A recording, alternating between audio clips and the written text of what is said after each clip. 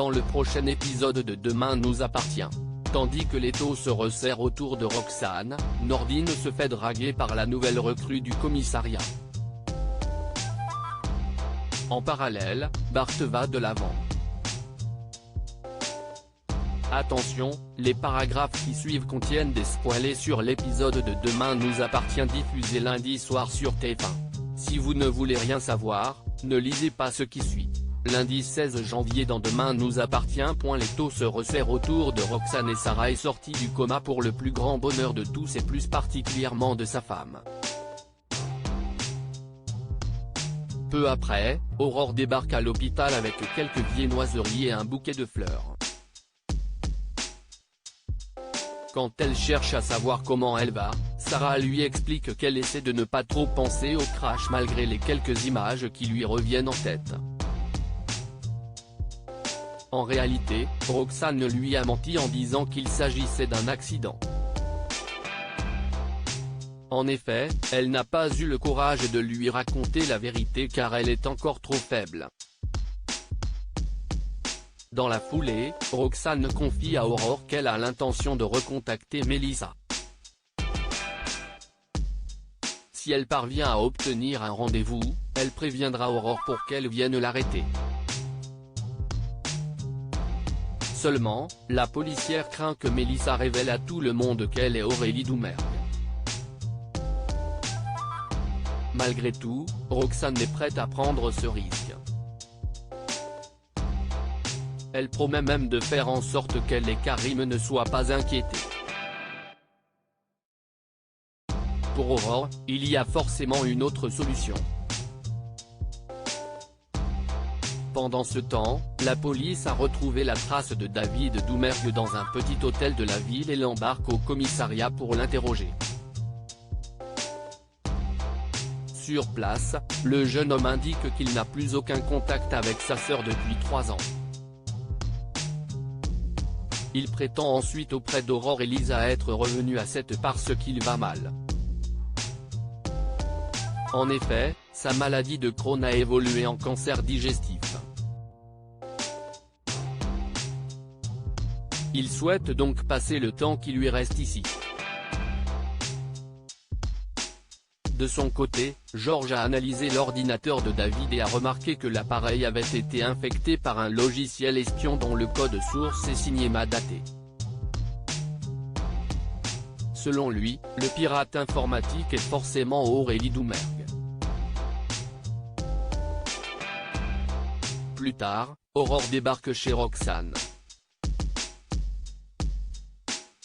Furieuse, elle lui reproche de ne pas lui avoir confié que son frère était à 7. Après lui avoir dit qu'elle risquait de faire exploser sa couverture et qu'elle d'entraîner tout le monde dans sa chute, la capitaine Jacob l'informe que Mélissa avait placé un logiciel espion dans l'ordinateur de David.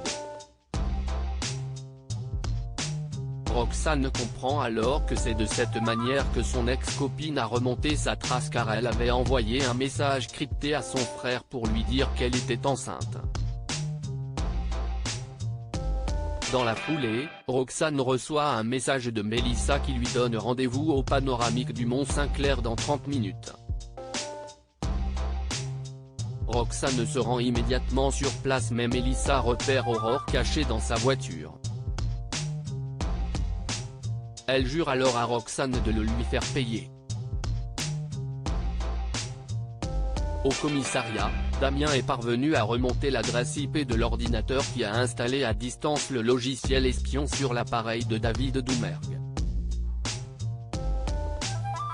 Et cette adresse IP provient du PC de Roxane. Georges voudrait l'appeler pour avoir des explications mais Lisa le lui interdit. En effet, elle a passé en revue le dossier Doumergue et commence à croire que Roxane et Aurélie sont la même personne.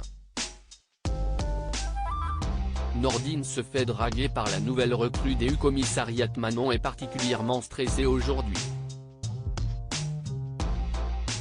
Et pour cause, la jeune femme passe l'oral du concours de police. Nordine tente bien de la rassurer mais sans succès.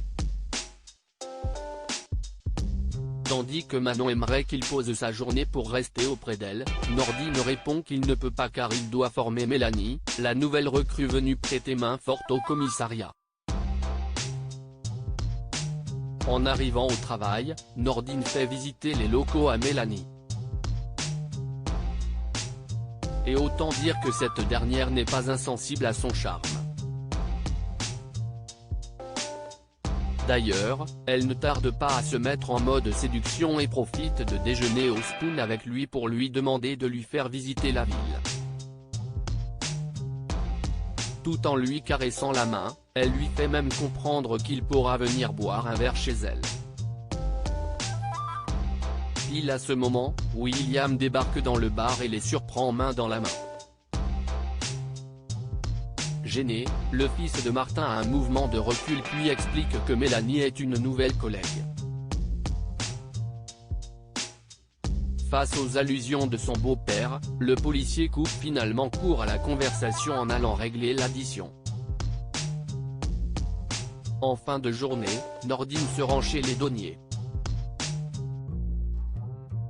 Tandis qu'ils prennent l'apéro, William ne peut s'empêcher de lui envoyer quelques piques. Quelques heures plus tard, William raconte à Aurore qu'il a vu Mélanie faire du rentre-dedans à Nordine. Comme il s'inquiète beaucoup pour sa fille, le médecin demande à sa femme de garder un œil sur la jeune femme. Bart va de l'avant. Bart n'est pas retourné au cimetière depuis le crash de l'avion. Sur les conseils de Sarah, il s'y rend finalement mais aucune lettre ne l'attend sur la tombe de Louise. En voyant la personne qui ramasse les ordures mettre une lettre à la poubelle, il décide de la récupérer. Malheureusement, le courrier a pris l'eau et est illisible. Alors qu'il essaie de le déchiffrer au Spoon, Mona lui vient aide en le griffonnant au crayon à papier. Immédiatement, Bart appelle Sarah et lui lit la lettre. Présentes elles aussi, Audrey et Mona écoutent avec attention. Dans la lettre, la mystérieuse inconnue, qui s'appelle Adèle, explique avoir perdu l'homme qu'elle aimait plus que tout au monde. Comme Sarah, Mona et Audrey pensent qu'ils devraient lui répondre, Bart se laisse convaincre et écrit une nouvelle lettre à Adèle dans laquelle il propose de la rencontrer. Par la suite, il va au cimetière pour déposer la lettre et se recueillir sur la tombe de sa femme. Après lui avoir dit combien il l'aimait, Bart ajoute qu'il espère qu'elle ne lui en voudra de vouloir connaître Adèle. Et de conclure en déclarant qu'il l'aimera toute sa vie.